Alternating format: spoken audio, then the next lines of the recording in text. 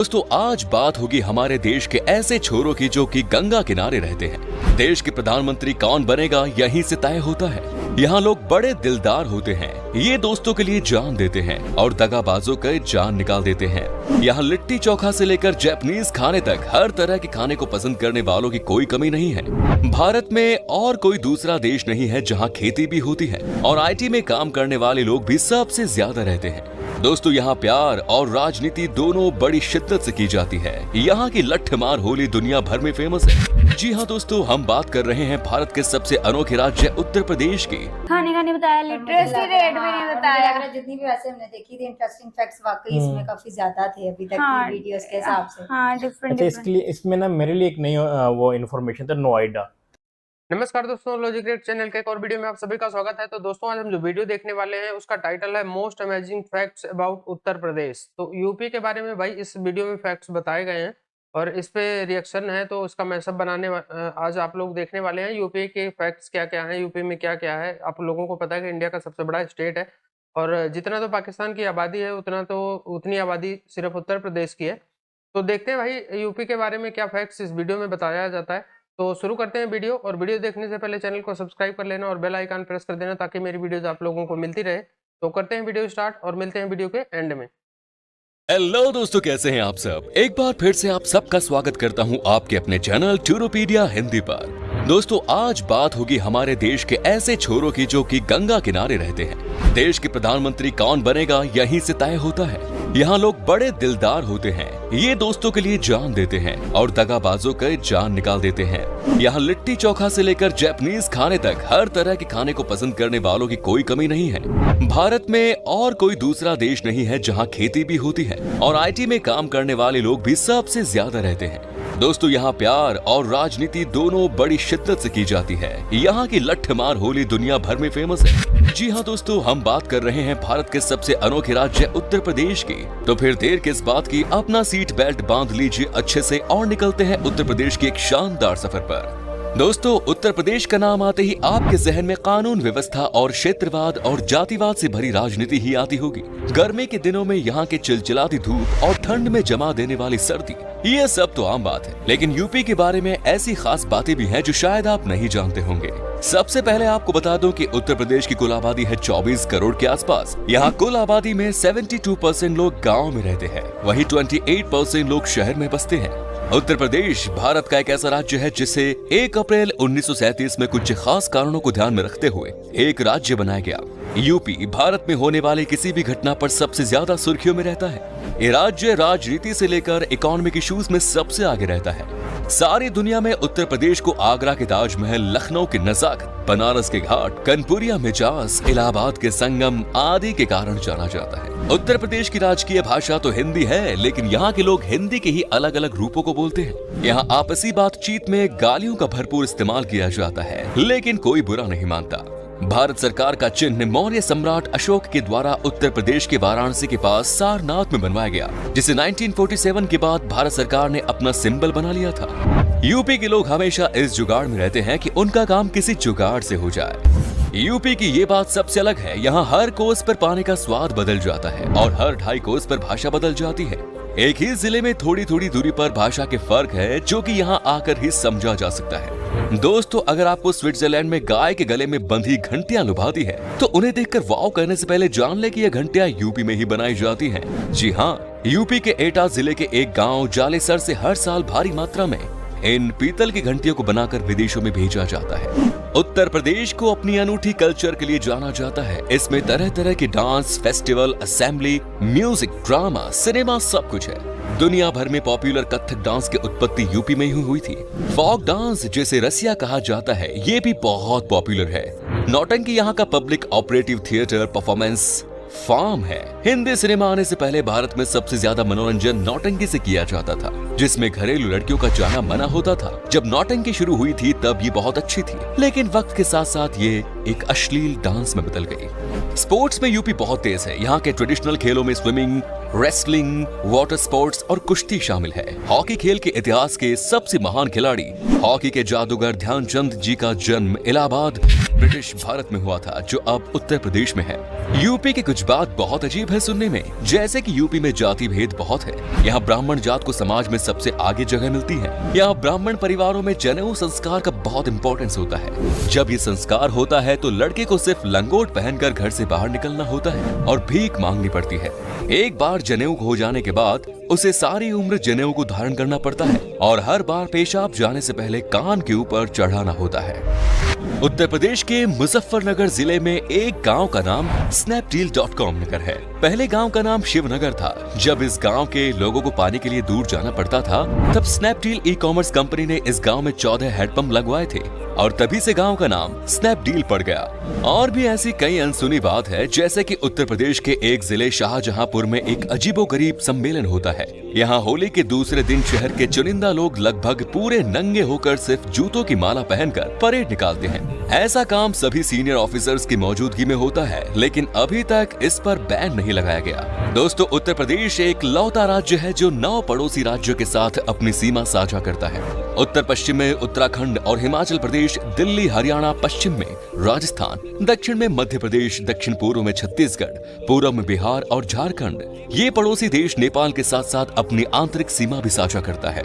UP का main income source है agriculture. इसके अलावा भी कई अलग अलग सोर्सेज हैं, जैसे कि कन्नौज जिले में इत्र भारी मात्रा में बनाया जाता है। अगर आप कभी इस शहर से गुजरे तो गुलाबों की खुशबू हवा में आसानी से महसूस कर सकते हैं। यहाँ के खेतों में फसल से ज्यादा फूलों जैसे गुलाब, गेंदा और मेहंदी की पैदावार होती है। साथ ही यूपी की इकोनॉमिक राजधानी है कानपुर। कानपुर के आसपास में सभी कारखाने लगे हुए हैं, लेकिन ये देश का सबसे पॉल्यूटेड इलाका है, जहाँ हर और चमड़े की बदबू आती है। आपको ये भी बता दें कि यूपी में भारत की सबसे ज्यादा तंबाकू और बीड़ी बनाई जाती है। यहाँ के कासगंज इलाके में तंबाकू की खेती की जाती है और गुरसहायगंज इलाके के हर घर में सिर्फ बीड़ी बनाने का काम होता है। यहाँ से सारी दुनिया को इन नशीली चीजों को भेजा जाता है। दोस्तों, पारिजात वृक्ष के बारे में पता ही होगा। ऐसे ही एक पारिजात वृक्ष लखनऊ से 40 किलोमीटर की दूरी पर है, जो सारी दुनिया में अपनी तरह का एक अलग वृक्ष है। इस वृक्ष को इसके फूलों के लिए जाना जाता है, जो हर दिन अपना रंग बदलते हैं। लोगों का मानना है कि भगवान कृष्ण ने पत्नी रुक्मणी के कहने पर स्वर्ग से पारिजात फूल लेकर आए थे। उत्तर प्रदेश संस्कृति और इतिहास से भरपूर राज्य है। यूपी के कानपुर में होली सिर्फ एक दिन ही नहीं बल्कि पूरे 10 दिन मनाई जाती है। यहाँ गंगा मेला लगने तक लोग रोज एक दूसरे पर रंग डालते हैं। वही मथुरा का लठमार होली पूरे भारत में पॉपुलर है। चलिए अब हम आपको बताते हैं कि यूपी में कौन कौन सी जगह है जहाँ पर आप घूम सकते हैं। आप बस बने रहिएगा हमारे साथ। ताजमहल। दोस्तों, दुनिया के 7 अजूबों में शामिल आगरा का ताजमहल उत्तर प्रदेश में ही है। अगर बात हो लोकल या फॉरेन टूरिस्ट की, तो लोगों के लिए ताजमहल लिस्ट के टॉप में शामिल है। ताजमहल हर रोज सुबह 6 बजे से शाम 6:30 बजे तक खुलता है, लेकिन शुक्रवार को नमाज के लिए ताजमहल बंद रहता है। चांदनी रात में शाम 8:30 बजे से 12:30 बजे तक खुला रहता है, क्योंकि उन रातों में महल का नजारा बेहद खूबसूरत होता है। ताजमहल के अंदर एक खूबसूरत म्यूजियम भी है। बादशाह शाहजहां ने ताजमहल अपनी पत्नी मुमताज की याद में बनवाया था और ताजमहल के अंदर ही दोनों की कब्रें हैं। कहा जाता है कि वो अपनी बेगम से इतना प्यार करते थे कि उनके मरने के 5 दिन के भीतर ही बादशाह का एक एक बाल सफेद हो गया था। नेक्स्ट इज बुलंद दरवाजा। आगरा जिले के बुलंद दरवाजा को मुगल बादशाह अकबर ने गुजरात जीतने की खुशी में बनवाया था। बुलंद दरवाजा को फतेहपुर सीकरी भी कहा जाता है। बुलंद दरवाजा मुगल साम्राज्य का सबसे बड़ा गेटवे है, जिसकी ऊंचाई है 54 मीटर।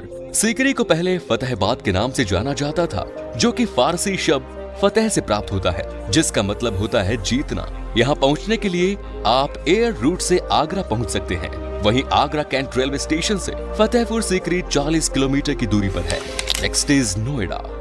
अगर आपको यूपी का मॉडर्न स्टाइल देखना है तो आपको एक बार नोएडा जरूर आना चाहिए। नोएडा पर आपको सबसे बड़ी बिल्डिंग्स देखने को मिलेगी, जो कि पूरी यूपी में और कहीं नहीं है। और तो और यहाँ पर आपको एक से बढ़कर एक मॉल देखने को मिलेंगे और यहीं पर आपको सबसे ज्यादा लोग पार्टी करते हुए दिखेंगे। यहाँ पर हर तरह की फैसिलिटी है। और आने वाले समय में देश का सबसे बड़ा हवाई अड्डा जेवर एयरपोर्ट भी नोएडा में बनने वाला है। Next is Varanasi. Varanasi PM Modi ji का पार्लियामेंट्री एरिया है। यहाँ पहुँचने के कई रास्ते हैं। दिल्ली से आने वाले लोगों के लिए रेलवे ने वंदे मातरम एक्सप्रेस चला रखी है, जिससे दिल्ली और वाराणसी का सफर 8 घंटे में तय हो जाता है। बनारस दुनिया का सबसे पुराना शहर है। कहा जाता है कि एक जमाने में यहाँ लोग आपसी बातचीत भी शास्त्रों की भाषा में किया करते थे। इसी कारण वहाँ की भाषा और संस्कृति बेहद समृद्ध है। वाराणसी हिंदुओं का धार्मिक शहर है और इसीलिए इसकी बहुत मान्यता है। अगर आप वाराणसी आए तो यहाँ के घाटों को देखना न भूलें। प्रयाग घाट, अस्सी घाट और मणिकर्णिका घाट ऐसे हैं जिन्हें आपको जरूर देखना चाहिए। हर शाम को होने वाली गंगा आरती जरूर देखें। नेक्स्ट इज कटनिया घाट। अगर आपको यूपी घूमते घूमते थकान महसूस हो या फिर कई ऐसी जगह जाने का मन कर रहा हो जहां आप नेचर को एंजॉय कर सके, तो आपको बेशक कटनिया घाट जाना चाहिए। यूपी के बहराइच जिले में स्थित कटनिया वाइल्ड लाइफ सेंचुरी बेहद खूबसूरत है। दूधवा टाइगर रिजर्व से जुड़ा होने के कारण यहाँ आपको चीता देखने को भी मिल जाएगा। यहाँ करीब 30,000 टाइगर, 40 से 45 हाथी और 4 गैंडे हैं और इसके अलावा 200 से 250 गिद्ध, अजगर और कई दुर्लभ सांप यहाँ देखने को मिलेंगे।